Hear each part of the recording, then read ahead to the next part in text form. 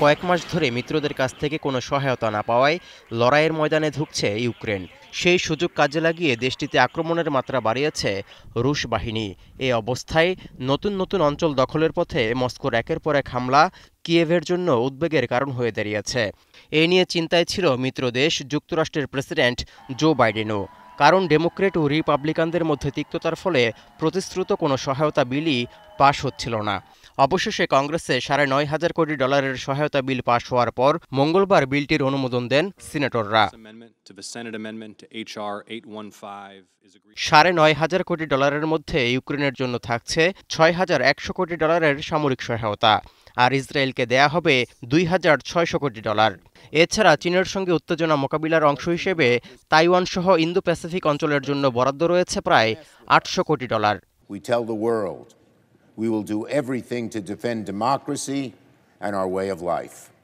In a resounding bipartisan vote, the relentless work of 6 long months has paid off.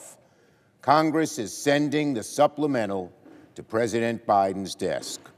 সিনেটে বিলটি অনুমোদন পেলেও বেশ কয়েকজন রিপাবলিকান নেতা এখনও বিরোধিতা করছেন।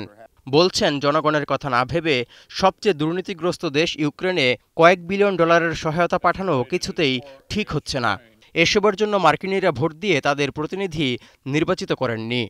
What we're doing is a slap in the face to the Americans who sent us here to represent them. Instead of debating legislation to close the border and fix the economy, we're about to send billions of dollars to one of the most corrupt countries in the world.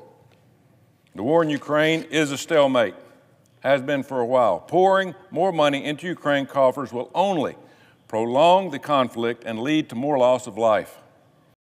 এই অবস্থায় Democrat নেতারা বলছেন, স্নায়ুযুদ্ধের পর থেকে সবচেয়ে বড় পরীক্ষার সম্মুখীন হয়েছে পশ্চিমা গণতন্ত্র।